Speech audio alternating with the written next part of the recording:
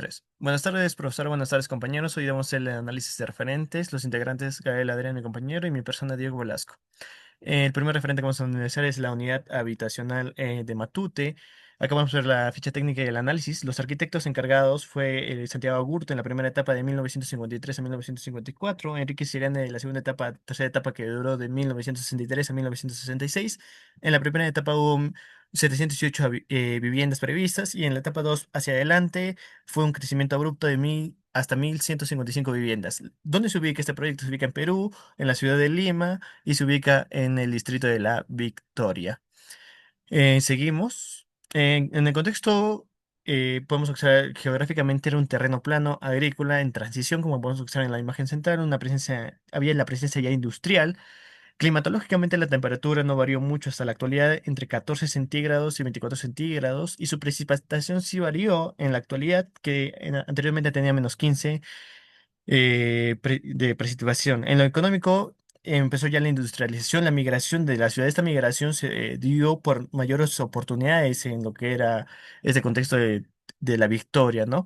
Y también la desigualdad que hubo en ese entonces económicamente. Socialmente, buscaron oportunidades y una expansión demográfica, como anteriormente lo expliqué, es por eso la migración. En lo político, el centralismo limeño y la modernización urbana. Y por último, por la migración, ese choque cultural y varios mestizos que hubieron. En el antecedente del proyecto, en el siglo XX, ¿qué pasó? En La Victoria pasó de 1940 a tener 55.000 habitantes a 1961 a tener 200.000 habitantes. Entonces, ¿qué buscó solucionar? Ofrecer viviendas dignas, de buena calidad y controlar ese crecimiento abismal que hubo, ¿no? Entonces se crearon unidades vecinales como Rímac, Miraflores, Mirones, Breña, y bueno, al final se llegó a la unidad habitacional de Matute, como podemos ver ahí, la primera etapa, segunda etapa y tercera etapa pintada en el lado derecho.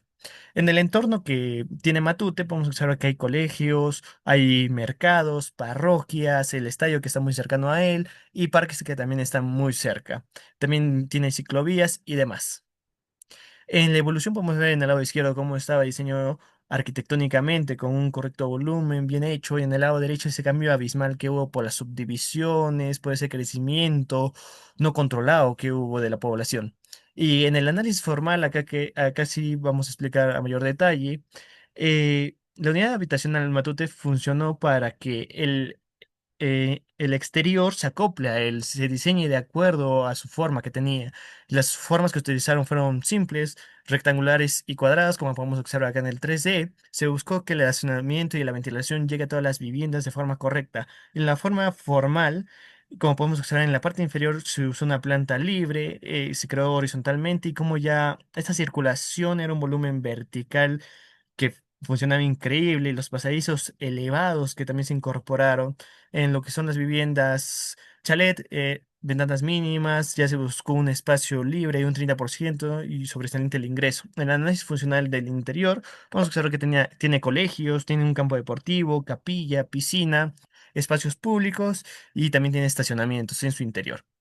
En la estrategia de diseño se vio los aspectos físicos y la ventilación, se orientó en forma diagonal para captar mejor la luz, la ventilación, y se adaptó al trazo urbano. En las áreas verdes estas funcionaron para que cumplan una función clave en la calidad ambiental, social del conjunto y también en las visuales nos sirvieron para una visual interna y se integra la vivienda con el espacio público con una claridad barrial. En los aspectos formales, Matote se organizó con bloques modulares, ritmos de vanos y demás. Y se correspondía a ejes. Su circulación era clara, tanto las vías principales externas y los pabellones que se conectaban. En la estrategia de diseño, sus conceptos claves que es que crecimiento correspondió al crecimiento limeño, el diseño favoreció la iluminación, ventilación natural y se articuló de forma correcta y las viviendas chalets se presentaron un diseño simple y funcional y adecuado para las familias.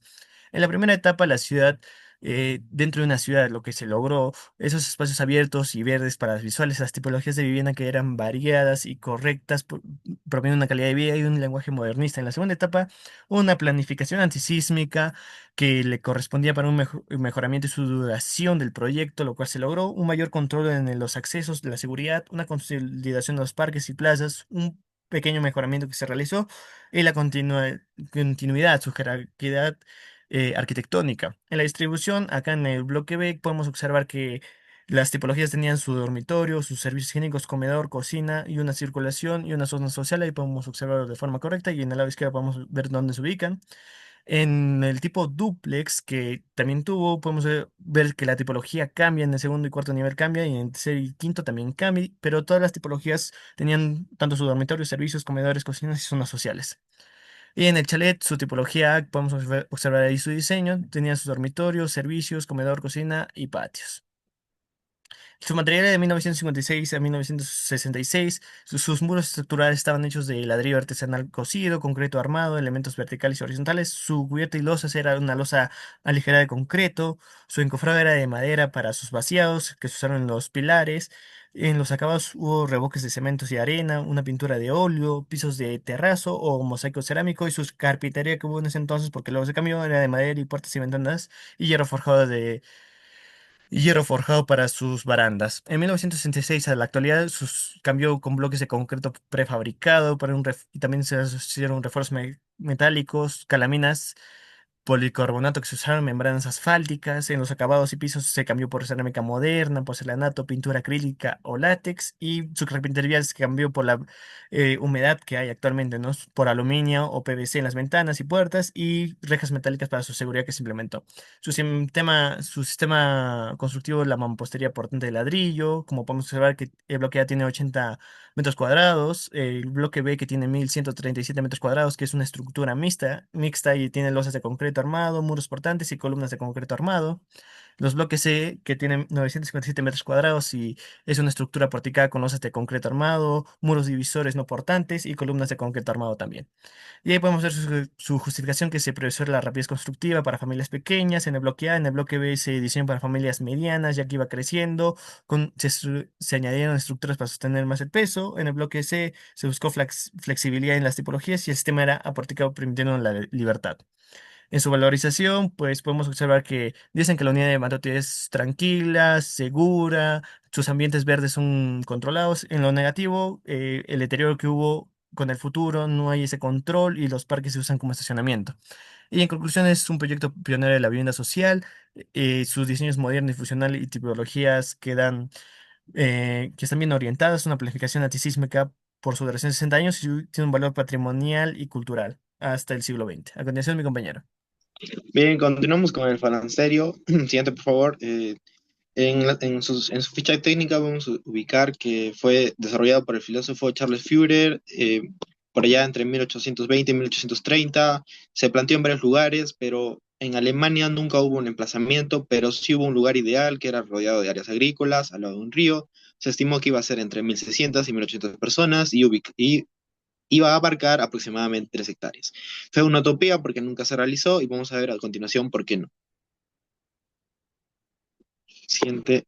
Bien, en el aspecto político y social se dio mayormente por el por qué no se dio. En Alemania todavía existía lo que era el feudalismo y la Confederación Germánica todavía no era muy unida, era separada y en el aspecto cultural existía el romanticismo tanto en Alemania y más en Alemania que en Francia. En el aspecto geográfico, climatológico, económico, hay similitudes, dado que aparecen esas nuevas fábricas, barrios obreros, en el aspecto del clima cambia, ¿no? Por el tema del humo, pero sigue siendo una ciudad templada. Siguiente. ¿Qué antecedentes hubo? Pues Charles Fourier publica su segundo libro, en donde encontramos el falansterio, además las 7 fases del desarrollo social. Se trató de hacer en otros países, como le mencioné, en Cádiz, pero nunca se realizó por falta de fondos y desgastes. Bien, análisis formal, se pensó un solo bloque, inspirado en un palacio, compuesto de 2 salas, en las cuales se iban a ubicar las habitaciones, en donde iban a haber diferentes espacios con determinadas funciones. Bien, en la estrategia de diseño se ubicó las áreas verdes, un patio central bien orientado con respecto al sol, no el viento, que tuviera un patio que sea de principal visualización, fachadas interiores, exteriores, donde los que la habitaban iban a tener el buen vivir, ¿no? Siguiente, la distribución en las salas derechas en los extremos íbamos a ubicar las habitaciones, de color celeste, los talleres, las zonas más ruidosas y el medio, una zona social en donde se iba a compartir, cultura, etc. En el sistema constructivo, si bien nunca se construyó, Charles Fourier propuso ladrillo, piedras y hierro, materiales contemporáneos a la época, ¿no?